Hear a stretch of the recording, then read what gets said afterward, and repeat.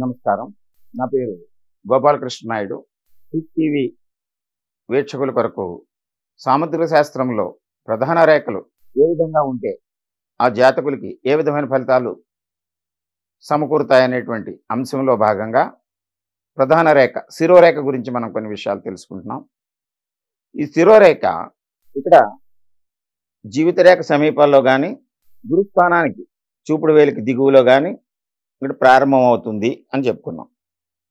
సాధారణంగా ఈ శిరోరేఖ అంటే మేధస్సు పుట్టిన వెంటనే మనం మేధస్సును గుర్తించలేము.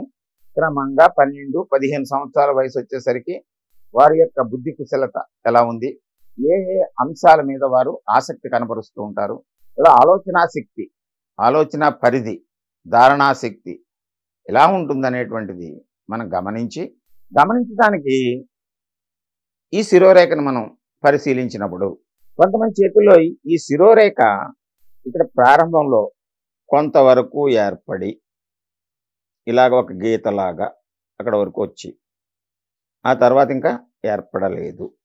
ఇటువంటి వ్యక్తులు పుట్టుకతోటే వారు మానసికమైనటువంటి ఎదుగుదల లేక బుద్ధిమాన్యం, మెంటల్లీ హ్యాండిక్యాప్, మెంటల్లీ ఛాలెంజ్, ఇలాగ ఇక్కడే ఆగిపోతే అది జీరో. జీవితరేఖ ఉంది, హృదయ రేఖ ఉంటుంది, అదృష్ట రేఖ ఉంటుంది, శిరోరేఖ లేదు. అంటే ఏమవుతుంది?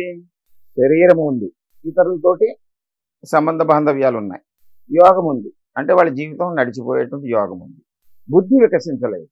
అటువంటి వ్యక్తులు ఏ రకమైనటువంటి పరిజ్ఞానాన్ని లేకుండా, ఆలోచన లేకుండా, అంటే కొన్ని సందర్భాలలో వారికి ఓన్లీ ఫిజికల్ అంటే శరీర అంగాలు పనిచేస్తూ ఉంటాయి అంతే.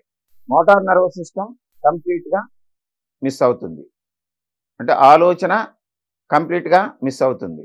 అంటే దృష్టి కనపడుతూ ఉంటుంది, చూస్తారు, కానీ అవి ఏమిటి, ఎవరు అనేటువంటి వాటిని వారు గమనించలేరు. వినపడుతూ ఉంటుంది కానీ దానికి శబ్దాలకు కానీ మాటలకు కానీ రెస్పాండ్ అవ్వరు. ఆహారం తీసుకోవడం ఈ నాలుక నోరు పనిచేస్తూనే ఉంటాయి, రుచి తెలియదు. చర్మం ఉంటుంది, స్పర్శ బాధ అంతగా వారికి తెలియదు. ఇది బుద్ధిమాన్యం కలిగి ఎంతకాలం అయితే ఆ జీవిత రేఖ మీద జీవితం ఆయు ప్రమాణం ఉంటుందో అంతకాలం కూడా అంటే శరీరం ఎదుగుతుంది, అవయవాలన్నీ ఎదుగుతాయి, చూడటానికి మనుషులు వాళ్ళు వయసు రీత్యా ఎదుగుతున్నట్లు కనబడతారు.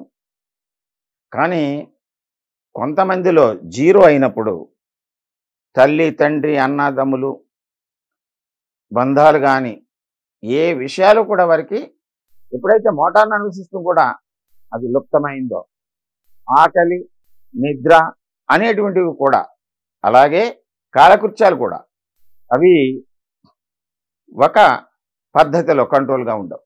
అంటే మెదడు కేంద్రం మన జీవితానికి అది ఎప్పుడైతే మైనస్ అయిపోయిందో భౌతికమైనటువంటి ఈ కార్యకలాపాలు కొనసాగుతుంటాయి కానీ వాటికి ఒక క్రమ పద్ధతి ఉండదు. అంచేది అటువంటి వ్యక్తులు అరుదుగా కనిపిస్తూ ఉంటారు. వారికి ఎప్పుడైతే ఈ ఆహారము నిద్ర సమయాలు కూడా వారికి గుర్తింపు ఉండదు. ఇటువంటి వ్యక్తులు జీవించినంత కాలం వారికి ఎవరొకరు తల్లిదండ్రులు వేరొకరు సపర్యలు చేస్తూ వాళ్ళ జీవితాన్ని కొనసాగించేటట్లు చేయవలసి వస్తుంది. దానికి ఉదాహరణ ఈ అదృష్ట రేఖ. అదృష్ట రేఖ ఉందనుకోండి, ఇటువంటి వ్యక్తులు అదృష్ట రేఖ వలన వారు ఎవరొకరి చేత సేవలను పొందుతూ చేయించుకుంటూ ఆ జీవితాన్ని ఎన్ని సంవత్సరాలు కొనసాగించ అవకాశం ఉంటే అన్ని సంవత్సరాలు కొనసాగిస్తారు. అయితే కొందరిలో ఈ రేఖ ఇలాగా ఒక స్కేలుతో గీత గీసినట్లు ఈ పక్క వరకు ఉండి బ్లంట్గా ఉంటుంది, అంటే బాగా దృఢంగా బండగా వెడల్పుగా ఉంటుంది. ఇటువంటి సందర్భంలో అటువంటి వ్యక్తులు తెలివితేటలు ఉంటాయి, జ్ఞానం ఉంటుంది, నేర్పరితనం ఉంటుంది, కానీ విపరీతమైనటువంటి మూర్ఖపు పట్టుదలతోటి ఏ విషయాన్నైనా వారు వాటి చెయ్యాలనుకుంటే ఇంకా దాని మీదే ఉండి ఎట్టి పరిస్థితుల్లోనూ వారి యొక్క అభిప్రాయాన్ని కానీ వాళ్ళ అలవాట్లు కానీ మార్చుకోకుండా విపరీతమైన పట్టుదలతోటి మూర్ఖపుగా వ్యవహరించేటువంటి వ్యక్తులుగా మనం పేర్కొనొచ్చు.